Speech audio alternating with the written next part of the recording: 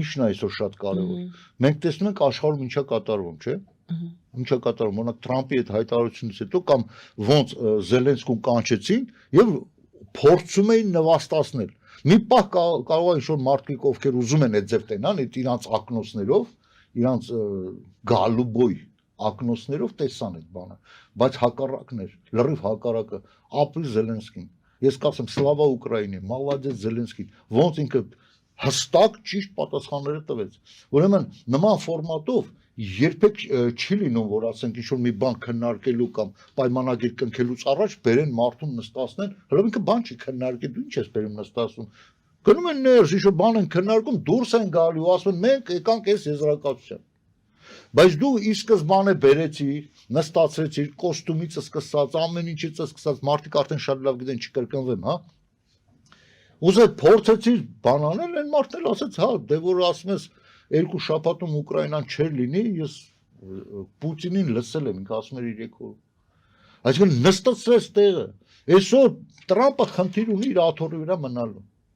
Եվ Ամերիկան հաստատ Տրամպը չի։ Իրանք գիտեք ինչ կա, տեսնելով Բայդենի դանդաղկոտացությունը, փորձեցին ընտրել ավելի, ասենց ասենք, խարիզմատիկ Տրամպին, իրանց թվում էր, որ Տրամպ ավելի շուտ այդ պատերազմը կվերջացնի, բայց Ուկրաինային օգնելով, այո, Ուկրաինային, որովհետև Ուկրաինան ազատության համար է կռվում։ Հիմա դա նույն բանն է, ոնց որ ասեն, գիտեք, ապրի Նիկոլը, ապրի Արցախի ղեկավարությունը արուն չթափեցին։ Մալադեց։ Հիմա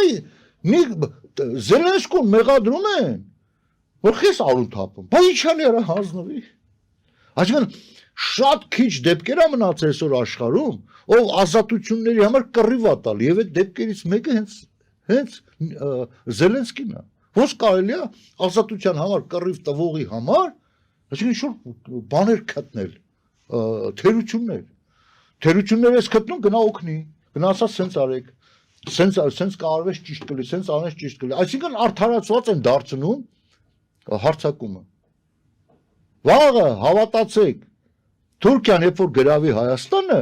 բոլորը կասեն դուք անասուն չեք, խեք դիմադրում։ Ինչու եք այդպեսի ծայրահեղ բան օրինակ բերում Թուրքիան գրավի Հայաստանը, Դուք դες թվում է Ուկրաինան եւ Ռուսաստանը այդ աստիճանի մոտիկ չէին, ինչքան ասենք մենք ու Թուրքիան, ավելի մոտիկ ազգեր էին։ Նիկո Պուտինը հենց ասում է մի ազգ ենք։ Ճիշտ է, Ուկրաինացի ասում մի ազգ չեն կարող ցակումնաբանությունը ինչ որ սկզբանե եղել է, ինչ որ ընդհանուր։ Բայց այն ուզում է գրավի։ Այն ուզում է գրավի։ Հիմա ինչի ձեզ թվում է, որ ասենք Ադրբեջանը չի ուզենա մեզ գրավի։ Մարդը պարզ ասում է Ալիևը։ Պարզ ասում է։ Ասում է Արևմտյան Ադրբեջան, էլ ոնց ասի։ Ու հետո մեկը գա մեզ ասի, գիտեք ինչ կա, դուք ինչո ագրեսոր եք, դուք եք։ Ու այդ պարագայում կան մարդիկ, ով ասենք կմեղադրի հայկական կողմին, ու այսօր այս պարզ տեսնում ենք, թե ինչա կատարվում։ Ես կարամ ասեմ հետևյալը։ Համբերենք մի քիչ էլ, հա։ Ինձ թվում է նա տարբերակներից մեկը, չասենք, չհիմնվենք, որ սրա վրա եմ շեշտադրումը դնում, որ այդպես է։ Չէ, կարող է նաև այդպես էլ։ Հաշվի առնելով Թրամփի այդ խարիզման, կամ մի օր կարող է Զելենսկուն անվանի ագրեսոր, հաջորդ օր ասի, ինչի տես բան եմ ասել, հա, կամ բռնատերը ասել, հետո ինչի տես բան եմ ասել։ Ինձ թվում է նման վարվելակերպը միտված է նրան, որ միայն թե ինքը հանդիպի Պուտինի հետ, որտեղ Պուտինը շատ վախեցած է։ Հանկարծ չկարծեք, որ Պուտինը հենց վաղը հենց պատրաստական հելավ գնաց Տրամփի հետ հանդիպելու։ Հանկարծ չկարծեք։ Ու չզարմանաք, եթե հանդիպման ժամանակ Պուտինին ձերբակալի։ Տարբերակ եմ ասում։ Ու բոլոր նրանք, ովքեր ասենք այդ Տրամփի հայտարարության ժամանակ էյֆորիաների մեջ էին, այսինքն իրանց ռուսական էությունը ցույց տալով շատերի դիմակները պատրվեցու, ասես պարզ ցույց տվին, որ ռուսամոլներ են։ Թող շատ շուտ ուրախանան։ Իդեպ ես ձեզ ասեմ, այդ նարատիվները արդեն իջել, արդեն այդ պորտկումնային այդ ուրախացողները այսօր մի քիչ արդեն նորից զգաստացան եկան թարազուի։ Միանգ, բայց արդեն ուշ է։ Ինձ համար գոնե, ինձ համար շատ շուտվանից էր པարզ տարբեր մանր-մունր բաներ, որ դեպի ուր են աշխատում այդ մարդիկ, այսօր ավելի հստակ երևաց դա։ Եթե անգամ Տրամպն էլ այն աստիճանի կույրացածը փող աշխատելու մոլուցկի մեջ, այսինքն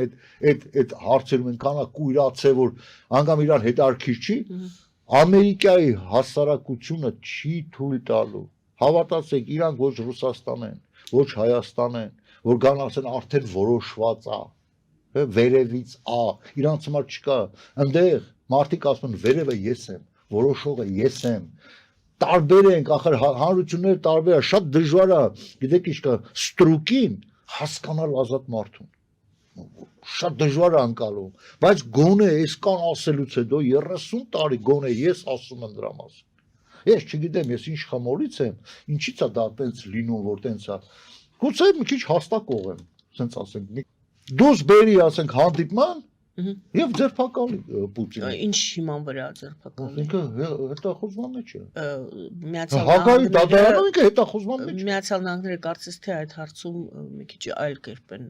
ոնց են դիրքորոշվում։ որովհետև Տրամպը տենց ասեց։ Ես ասում եմ Տրամպը այսօր տենց ասեց, վաղ ուրիշ բան կասի։ Վաղ կասի, ես ասել եմ Պուտինը լավ տղա է։ Դժվար է բան ասածել եմ, հələ ձերբակալեք սան։ Նոր եմ իմացել, որ Հագայում ինքը հետախուզման մեջ է։ Կասի, եւ ինչ պետք է ասի, ինչ պետք է ասի։ Աշխարհի մոլորակի ամենաուժեղ մարդն է այսօր։ Բայց եւ փառք ասում նրա համար, որ այդ ամենաուժեղ մարդը մնալու, այսինքն ինքը ընդամենը 3 տարի 10 ամիս ունի։ Մաքսիմում։ Եթե ես ասում եմ, եթե Տրամպը շարունակի նման ռետորիկայի մեջ, նման իր պահվածքը ոչ թե ուղղակի շոու լինի եւ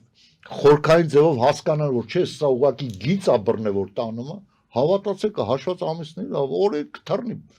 շամպանսկու պրոբկի նման կթռնի։ Այնտեղ մարդիկ ազատ են։ Եվ այդ ազատությունները ամրապնդվում են իրանց սահմանադրության երկրորդ հավելվածում։ Զենքի ազատություն։ Մարդիկ զինված են, հասկանում եք։ Սովետի մեջ մի հատ sense ասացված կար, ասում вооруженный очень опасен, ասում զինված է եւ շատ վտանգավոր։ Այնտեղ մարդիկ ազատ են եւ զինված են։ Դրանով շատ վտանգավոր են ցանկացած բռնատիրոջ համար։ Ուրեմն այդ բռնատիրական ձևերը կարա անցնի Ադրբեջանում, Բելարուսիայում, Ռուսաստանում, Հայաստանում, Կորեայում, որտեղ ասենք ի սկզբանե արդեն ծնկի բերած է ժողովուրդը եւ կոնցլագերի նման հսկում են թե եւ այնտեղ ասենք հերթ են կայնում թե այդ կոնցլագերում ով նայողն լի, ասենք այս կամերայի, այս հարգի, հա, այնտեղ մենակ էտա, այնտեղ ազատությունների մասին խոսք չկա, այդ տարածքները որ նշեցին, բայց այնտեղ լրիվ հակառակ մարդիկ արդեն ծնվում են այլ միջավայրում, ինքը ազատ է, որոշողն ինքն է։ Եվ այդ իր որոշումը, որպեսզի դուբինկեքով, ոստիկանական, ասենք մահակներով չկոտրեն, մարդուն ասել են, գիտես դու զենք կրելու իրավունք ունես։ Ու դու տեսեք ինչ կան, ես Ամերիկայում կա մի հատ ուրեմն քաղաք, որտեղ ոչ թե զենքը կրելը ազատություն է, այլ ուզում ես կրի, խնդրեմ։ Այլ դե պարտադիր։ Պարտադիր, պրոստը չես ուզում գնալ լիքը նահանգներ կան։ Գնա այնտեղ, ուզում ես զենք կրի, ուզում ես մի կրի։ Ստե պարտադիր է, տանը պետքա կախած ունենաս։ Վերջի 30 տարվա մեջ 2 սպանություն է եղել։ Օրինակ գիտեք ինչով, դանակով։ Մարդիկ վախում են, զենքը տվին սենց կան, խի պետք է անեն որ։ Այդ ով է ավելի խելացի, այսինքն ով վերևը հայտնվեց, ինքը ավելի խելացի է, հա։ Չէ, մարդիկ պետք է խելացի, ու խելացի են։ Ինքը գիտի, այսօր ավելի շատ է զենքով սպանությունը, որովհետև ինքը գիտի ինքը արտոնյալ է, որովհետև դատախազը իր աղբերն է, այն մեկը մորքուրի տղեն է, այս զենքն ինքը ճարել է, իրան ամեն ինչ կարելի է։ Բայց որ ինքը իմանա ցանկացած մեկը կհանի ճակատից կշարի, ինքը ինքնից կհամեստանա, չեք պատկերացնում։ Նույնն էլ Ամերիկայում է։ Այսինքն այդ զենքը պետք է իր ազատությունները պահպանի։ Իր ազատությունները պաշտպանելու համար է պետք, որ ասել իշխանավոր դու սխալ ես, ինքը չկարողանա ասի, մեծ sense քշեք։